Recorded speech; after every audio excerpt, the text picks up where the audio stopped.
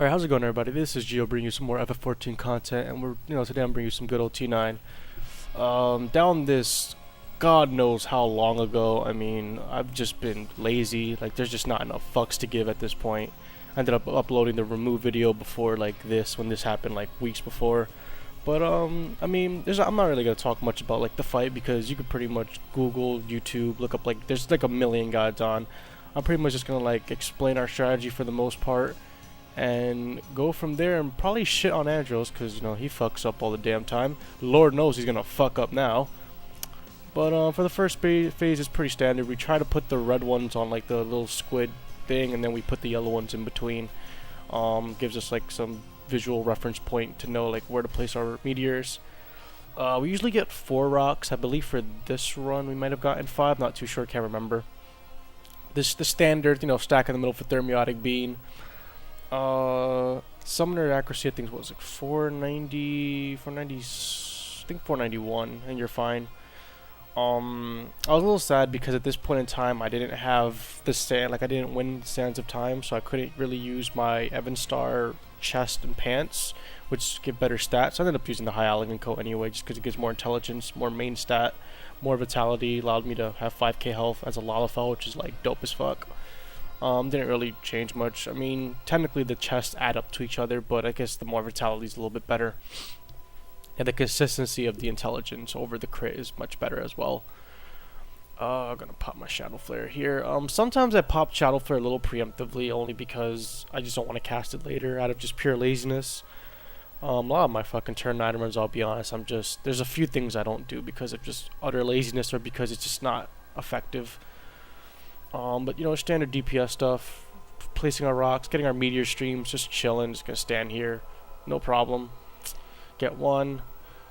Someone else got 2. This is a perfect example. Like, I'll just cast it a little bit preemptively because like when Nail comes back down, like I can't target him immediately.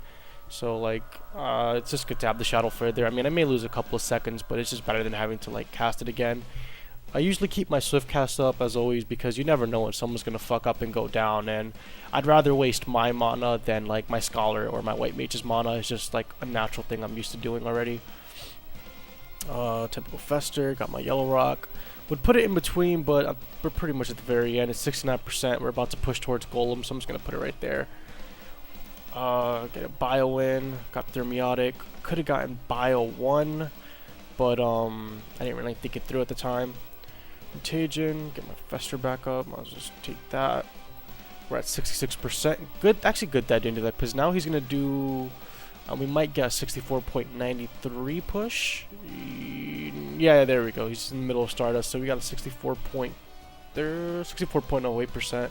Pushes at 65.9, so that's pretty good for us. Or no, not 65.9, like 65 point like something, like closer towards the 65%. So we got like a little bit of extra damage there. Not too bad. I mean, there is some pros to hitting him during that animation, so whatever. Typical standard 4 rocks, I believe. Yes, it is.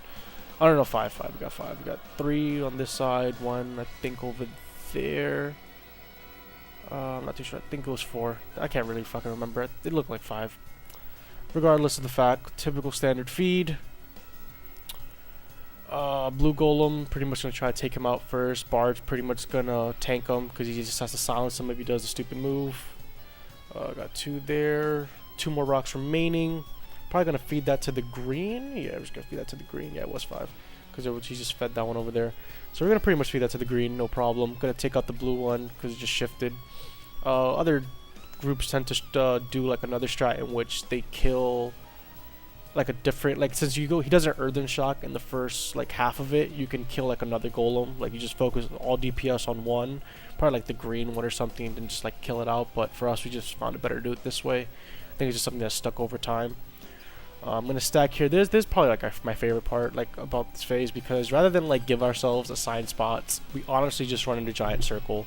We're not too sure if the game developers designed it this way, but I mean it works. So long as your group is running in like semi-perfect harmony, you're always gonna place the rocks like perfectly. You'll always have maybe 2 rocks a little close, but that's just like latency things.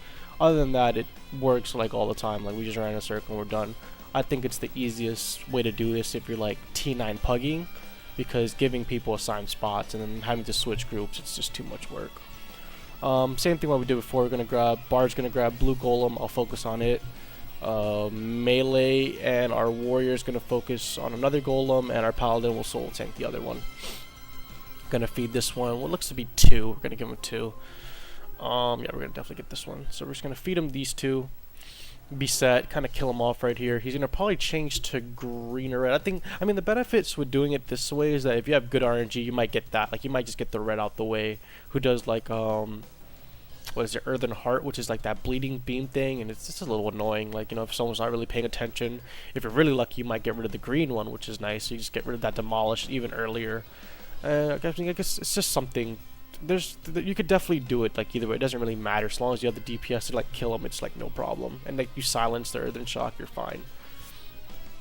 Just simply always prioritize blue. Gonna kill everything here. One of my little tricks right here, since I'm a summoner, I could put my pet on that little dot, and that's pretty much my safe zone for Heaven's Fall. Which is great. I recommend any summoner or pet class do it to do that, because it's just, hey, it's good. It's a good reference point in case you're not like you're being running into the wall or something. Like, not running in, but like getting pushed back into the wall. Just gonna stand on my little dot. My 2 healers will stack with me for pretty much whatever reason.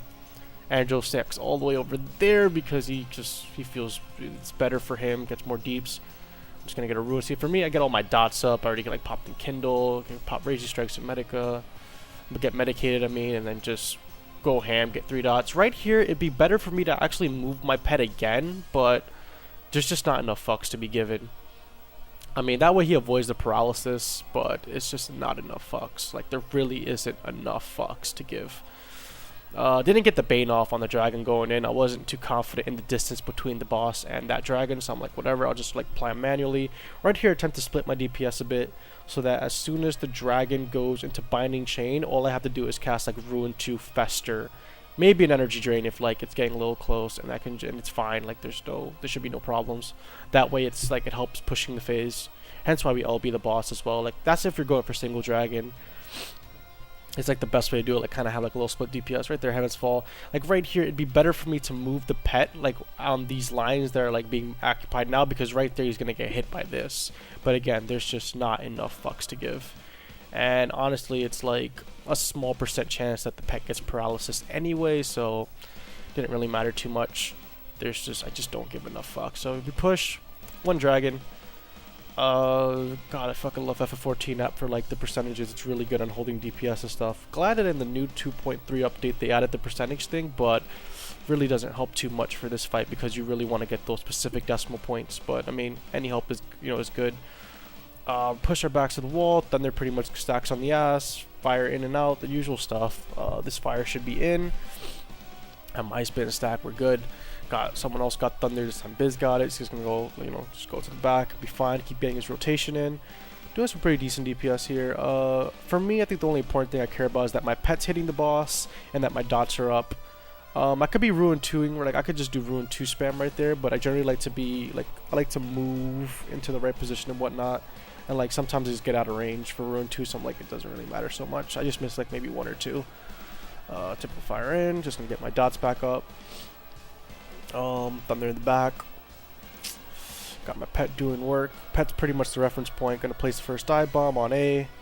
I might get the second one, so I'm already gonna be in position. Looking for that next dragon. I did get the second one, so where's the dragon? Okay, it's right here. So I'm gonna place it like around right there. Got a meteor stream on me, not too bad. Already been placed, so I could just kind of run into the middle and be fine. Medica, get the heal. Dump back on triangle. I hate this part right here only because, actually no, I don't really hate this part. This isn't too bad. I'm just gonna get full rotation. Gonna get my dots back up. This isn't the part I'm talking about. Kind of actually. I should have saved Contagion there because I was gonna get Raging Strikes like probably at the end of a typical dot rotation, and it would have been a little bit better. But it doesn't like it's not too game changing. Fire out. Not to mention if I got fire out, it would bother. It'll fuck me up anyway. So whatever. Waiting for Fester to come back up. Kind of want to hit that. Pop the brow. Should have popped brows first there. Kind of fucking up a little bit. I mean, I definitely could have gotten probably another Ruin in. But doesn't matter too much. Rune 2, I believe. Oh yeah, lost someone, so I'm just gonna get Tao up. I think Tao got hit by the fire out or something. Didn't really pay too much attention. Niggas fuck up. Angel's always fucking up. Lord knows he did something he was supposed to do. Gotta place my pen in the center, and we're golden. Like T9, son, no problem. Gonna get the soil up. Tao was smart enough to step back, not involve himself in that. I got Thunder, so I'm gonna stack on the back. Gonna pop my dots. Didn't really realize I had Raging Strikes back up.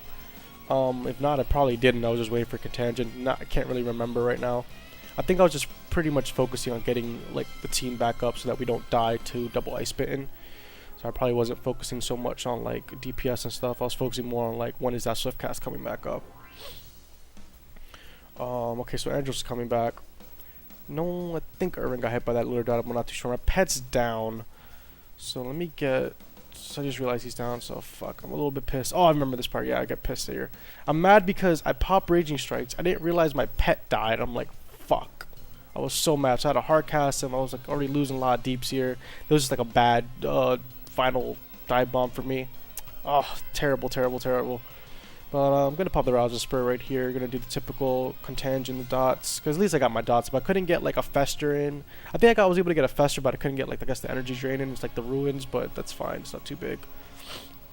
I mean, it's definitely a DPS loss, but in these type of fights, you know, having a perfect run is rather rare. This is going to be your typical fire in. Someone has Thunder. We're going to LB2. 3%, 7%. We're just pretty much burning them down right now. No problem. Fire in. I don't know, fire out Chariot, so I'm just going to stack out. Going to put my Garuda somewhere. I believe Eos is down. Oh no, Eos is back. So Eos is back. We're going to do all that. Fucking thing got kind of close. I might not actually make it to this. Yeah, I didn't make it to that. Almost killed someone there. Actually, maybe I did. No, I didn't. I didn't get the damage mitigated. I was a little bit too far off. And there was, at this time, there was actually like a problem with sprint. And like the controller, like for some reason, like it wasn't popping it immediately. And that's what happened there. I think I tried to pop sprint and it just like, I assumed it was pop, but it didn't. 3% on boss. Placing first dive bomb has been placed. Gonna place second. Meteor stream. Not sure. Oh, Andros and Lexi hit themselves with their own meteor streams. Regardless, doesn't really matter. I just get Lexi up. I think I get caterized there because it wasn't fully placed. Doesn't really matter. I know it wasn't gonna die, so it's no biggie. 2%. Got the pet hitting it, doing all the damage. Asthma. The power. The damage. Getting my Festers up. Energy drains. Nothing. And that's it. That's pretty much our T9 kill. Thanks all for watching. Let's see what we got on the chest. I think this was the day of the... I think this was the year of the tank. Yeah, this was the year of the tank. We got the ring offending, Allegan blade, your typical oil and sand, and I believe the ring went to our warrior and the blade went to our paladin. So yeah, thanks all for watching. Hope you enjoyed. If you have any questions about turn 9, and you're like lazy to Google, just, you know, leave a comment. I'll definitely answer it. Until then, see you all later.